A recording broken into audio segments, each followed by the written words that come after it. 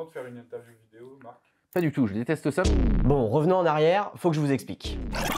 Lui, c'est Marc Nunes, Bonjour. et normalement, il n'accorde jamais d'interview vidéo. J'ai 57 ans, 2 enfants. Alors techniquement, on peut dire qu'il en a 3. Et c'est de son 3e marmot dont je vais vous parler dans cette vidéo. Si je vous montre le Seven Wonders, le Time's Up, le Double, le Loup-Garou, le Dixit, ou bien des cartes Pokémon, il y a un nom qu'on retrouve sur tous ces jeux. C'est écrit en tout petit là, Asmodée. Cette entreprise d'édition et de distribution de jeux de société, c'est Marc qui l'a fondée en 1995.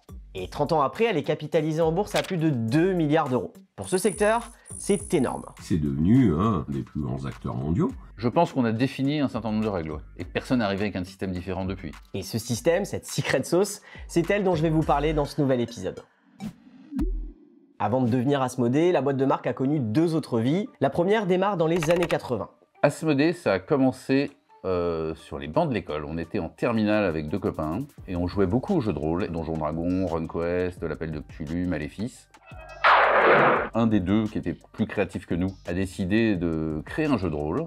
On l'a aidé, on a tous écrit une petite partie, il a écrit la plus grosse partie, et on a décidé d'éditer et de commercialiser ce jeu. L'entreprise derrière le jeu s'appelle alors Cirrose, mais Marc laisse rapidement ses 2 potes poursuivre l'aventure sans lui, avant de revenir à la rescousse. La société a fait faillite. Le père d'un des 2 connaissait une sorte de business angel qui a dit « Moi, je veux bien vous aider, je veux bien monter une boîte qui va éponger les dettes, mais il faut un commercial. » Et là, ils m'ont demandé de revenir. Parce que Marc a un bac en technique commerciale et un petit passé de vente dans ce journal qui diffuse des offres d'emploi. Alors dit comme ça paraît anodin, mais cette casquette de VRP va beaucoup lui servir dans le futur. À ce moment-là, Cirrose devient Idéo Jeux. L'entreprise rembourse ses dettes, édite des jeux comme In Nomine Satanis, ce jeu est important.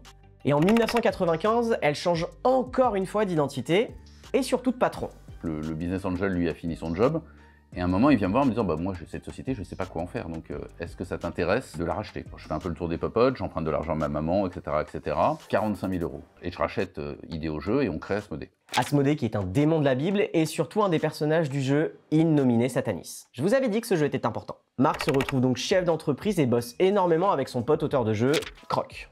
Et tout de suite, la boîte adopte une nouvelle stratégie. J'étais plutôt bon commercial au téléphone, donc je me suis dit « Je vais utiliser ce savoir-faire commercial pour d'autres éditeurs. » Et Asmodée est devenu distributeur. C'est-à-dire qu'ils éditaient leurs jeux, ils nous les donnaient à vendre, et on les vendait et on les livrait. Ça nous a permis d'avoir de bonnes raisons pour appeler les magasins et de générer des commandes tous les 15 jours. Être éditeur et distributeur, ce que personne d'autre n'avait fait avant, c'est le premier ingrédient de la secret sauce Asmodée. Le problème, c'est qu'à la même période, un ovni débarque dans le secteur du jeu. Croc revient d'un salon à Eindhoven et il me dit « J'ai vu des gars qui jouaient à un jeu de cartes toute la journée. Il n'y a pas une carte pareille. Je ne sais pas ce que c'est que ce truc, mais ça a l'air vraiment bien. »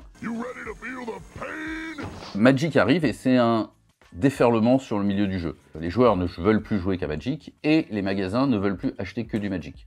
Bref, ça craint, le marché est saturé par ce jeu, mais ça pousse Asmodée à innover. On va se lancer dans le jeu de société pour ados, jeunes adultes. Pendant un salon, je découvre un jeu qui s'appelle Jungle Speed. On passe un deal pour distribuer Jungle Speed. C'est le premier party game qui est arrivé sur le marché, en fait, le vrai premier party game où les gens rigolaient, où les gens pouvaient jouer un peu bourrés. Le Jungle Speed, c'est vraiment le début des jeux apéro qu'on peut trimballer partout dans son sac en tissu. C'est grâce à ce titre qu'Asmodée débarque dans des enseignes grand public comme Jouet Club ou bien La Grande Récré. Il s'en vendra plus de 9 millions d'exemplaires. Jungle Speed, c'est celui qui a ouvert la porte. Après, Pokémon l'a défoncé. Pour comprendre comment Pokémon va être le 2e grand coup d'Asmodée, il faut aller sur la côte ouest des États-Unis en 2003. On est à Las Vegas à une table de blackjack et c'est pendant un salon du jeu. Il y avait une bonne raison d'être là. Et là, je vois un gars que je connais qui me dit « Marc, viens voir ». Il me dit « Voilà, je te présente René Flores et son job à lui, c'est de relancer Pokémon en Europe. » Je rentre à Paris, il me recontacte et il me dit « Voilà, on veut relancer Pokémon en Europe, on veut le faire bien, voilà notre stratégie, est-ce que ça vous intéresse ?» Marc accepte la proposition et comme c'est lui le boss et l'actionnaire majoritaire, il fait all-in et investit tout le trésor de guerre d'Asmodée dans l'opération, soit 150 000 €.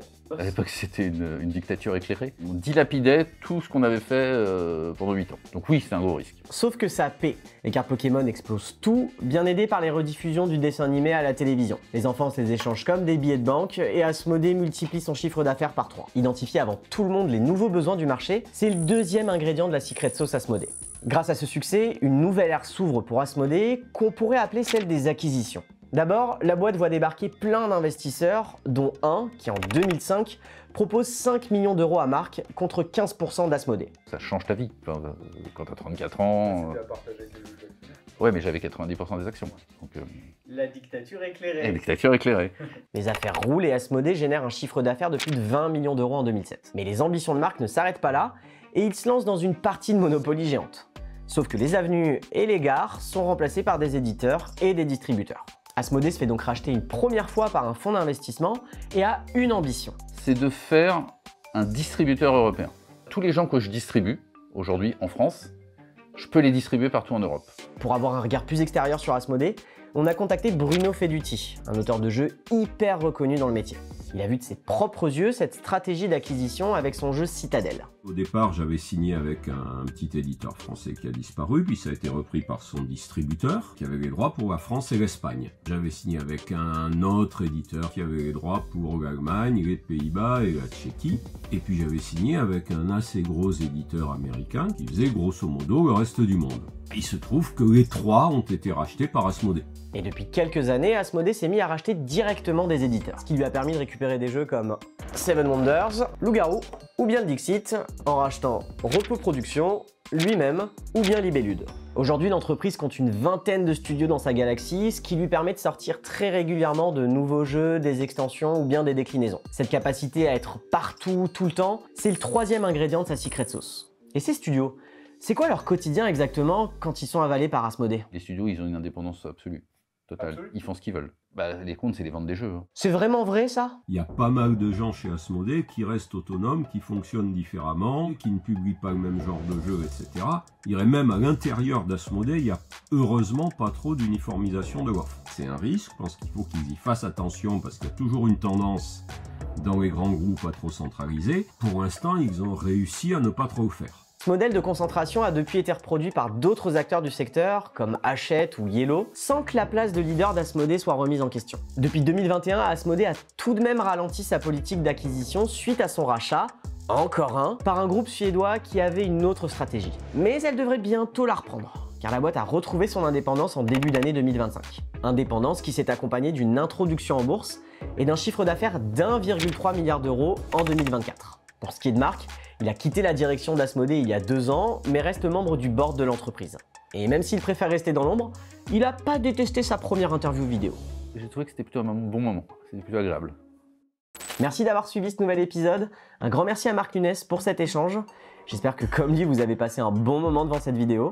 Moi, je vous retrouve dans 2 semaines pour parler banque et bar tabac. Le problème, c'est que quand je joue le garou, c'est souvent avec des gens d'Asmodée et que mécaniquement, le premier qui se fait dégommer, c'est toujours le patron dans toutes les parties de le garou. Donc, j'avais des parties un peu courtes.